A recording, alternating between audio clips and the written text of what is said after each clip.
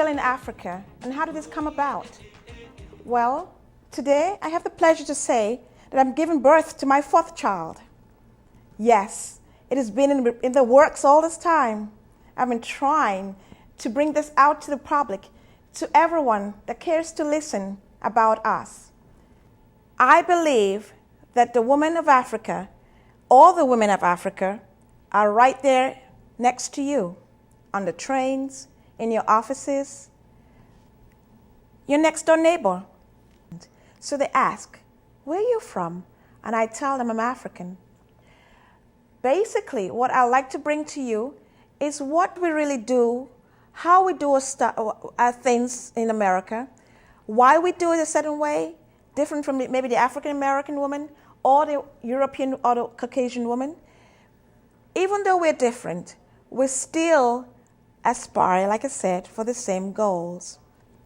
My mother, who is very dear to me, told me that you have to be an ambassador. We all have to be ambassadors of where we come from. Maybe once we get to know each other better, we may live together more in harmony and in love.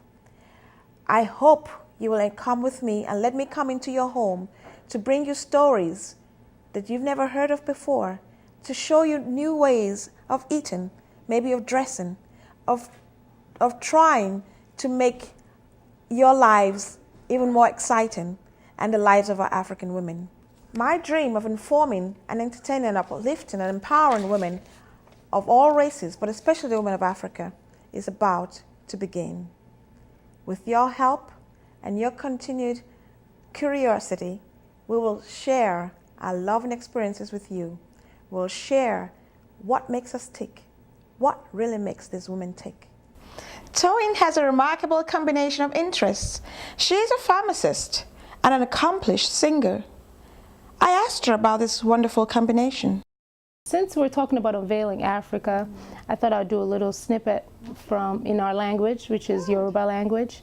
And this song is by one of my favorite Nigerian artists. Her name is Lara George. You can look her up. She's amazing. She has a beautiful voice. And I'm just going to do a snippet of this song. Before I sing it, it just means heaven is the reward of believers. Wow. And that, you know, God, take me home, pretty much keep me in one piece till I get there. Powerful. So I hope you guys are touched by it. I'm just going to do a little snippet. Sure we will. Goes like this.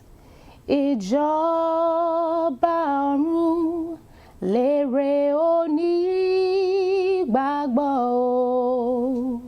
Ìjọba ọ̀run lèrè onígbàgbọ́ o. Má jẹ́ n kùnà. Bàbá ṣe mú mi délé o. Kí n má kú sọ́nà bí èéfín, mú mi délé o. Ilé tí mo kọ́ kò lè mú mi délé o. Gbogbo ìwé tí mo rí kà kò lè mú mi délé o. Ìjọba ọ̀run lèrè onígbàgbọ́ o. Ìjọba ọ̀run lèrè onígbàgbọ́ o. Má jẹ́ n kùnà. Bàbá ṣe mú mi délé o. My experience as a first-generation American has been mostly positive. I think my parents instilled an importance in education for me, and that helped give me enough drive to work under pressure and be able to do well in classes and be able to appropriately handle the opportunities presented to me. You don't stop learning. Yes. Okay? So the best way to learn is to be a teacher. Wow. That's true. Yes. That's true. So I've applied to several places. I would love to teach at a college level. And according to the word, black is beautiful. Good. And I'm so proud of this country because I have lived over 50 years in that country. And part of the years I spent abroad in UK studying, and I came back and I went up to the north of the country as a lecturer in College of Kano State. And I came back and became a principal in one of the secondary schools in Benin, Edo State. Yes. UNIFEM is microeconomics for women, embracing and empowering women. Wow. Your earrings, my bracelets. Instead of someone coming to, say, for instance, Nigeria, buying these for $2 each and selling them on Madison Avenue for $50, $100, you can go online and we'll help you sell your own wares and fantastic. incorporate women. Because again, women then after conflict have to now support the family. Themselves, And their family, the grandparents and the like. Right. And we have the most beautiful craft. Right. So why not sell your own and empower your own family? People see you and then they hear you speak and they immediately have an idea of your level of intelligence or your level of education. How sad, isn't that? I've met even lawyers who have been practicing for many years. They meet me and they hear me speak and they say, wow, where are you from? And then I say, I'm from Nigeria. And they're like, you speak very good English. And I'm perplexed because I say, well, we speak English in Nigeria. I didn't learn English when I came over here. And there are African countries that they speak French. But many of those countries, they also speak English. And I think so that's a general misconception that because you have an accent, then you're probably uneducated or less privileged or just lucky to be here. And that's again and that's the wrong idea. Yes, and I agree with you because this is the very reason why I'm trying to unveil Africa one face at a time, one beautiful face at a time. Right? Yeah, it definitely exotifies me. It's something that separates me from other African American and like just American students.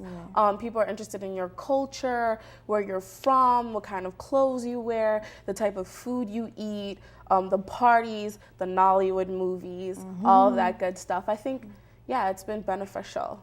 And it's unfortunate. We're being educated and miseducated, actually, in Hollywood fashion. Right. Reality shows are at an all-time high, which is a joke because it can't be reality if it's scripted. Yes. I was in Africa in 1987. I built 3 schools. It was rough. 4 months in the bush, bucket bath. That tree was my bath. I mean, no machines. We built it by hand. Wow. If I have not done anything else, 3 schools are still built in 20 some odd years educating in Africans. You are qualified to go into the university. Actually, 3 of my children went through that process because they couldn't make jam, straight away. Right. And so far, they have been able to pass through. 2 of them have been graduates now, and 1 of them is married with a baby boy. Yes. And you've raised some wonderful children. Well, as my sister, you raised us as well. Because back home in Africa, your older ones are like mothers and fathers to you. So you started the nurturing process with us. And look at us! Look how it turned out, Wonderful. So thank you. I'm so proud of all of you. Thank you so much. But for you, I wouldn't have been in this country now. Enhance that, and definitely, enhancing Africa, the African image. Yes. If there is any way, unveiling Africa, Yeah. exactly, because you mentioned a little while ago, and I didn't pick up on that point.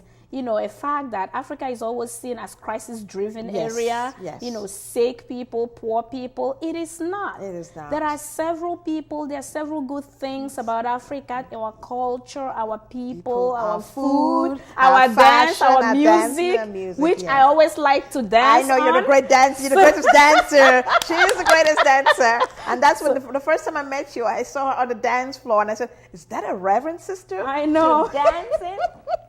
So you're such an awesome lady. So those lady. are the things that I would like to do with my doctoral degree, and not just be Reverend Sister Doctor. Yes.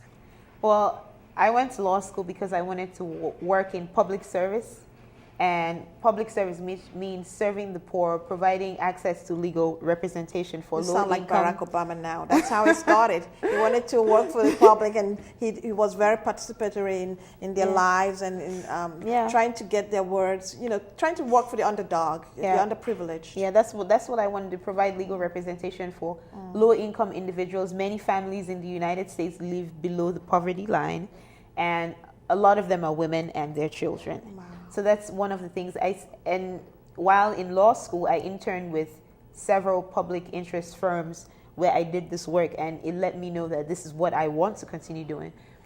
In 5 years, I see myself having my own public interest group with a concentration in immigration. Wow. I think that immigration is about to be really hot because of the immigration reform that's pending. Yes. And it's needed. And regardless of what is decided, immigration attorneys will be needed. And there would be poor people who would not be able to afford an attorney. And that is where I see myself being able to come in and provide legal services for them. And even though I do intend to stay in America for a long time, I don't want to be part of the brain drain. I do have the intention of spreading my goodwill back home in the form of scholarship endowments for other African women who want to come over here to study, and also to contribute to several orphanages that have sprung up in Nigeria, Ethiopia, and Ghana, and to generally just be a benevolent group, non-profit group, just helping the poor. Top on that list, I think, is Sudan, and that's because of all the, super bad press they've gotten in recent times. They've been very ravaged by HIV/AIDS and just the hardships of disease and stuff like that. And I don't know if they've gotten enough aid. Of course, no blame is on anyone, because I'm sure everyone tries their best. Even the U.S., gives and sends.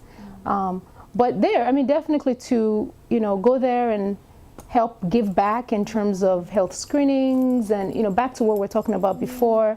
And maybe some music to soothe their souls. Hey, that would hurt. No. So that's definitely, and I was thinking, I'm like, there's a lot of countries that have been ravaged by HIV/AIDS all over Africa and the world, but Sudan, they got a lot of press for it. So definitely that. And South Africa, because I heard is totally gorgeous in a lot of the major cities. And I really haven't been anywhere outside of Nigeria myself, because, with my story, I kind of, from there, here. And thank you for embracing us. Thank you for leading us and bring us down this path.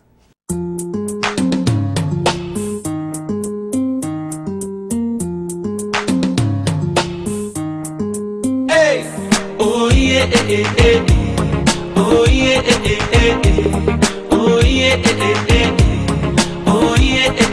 one, oh yeah, one.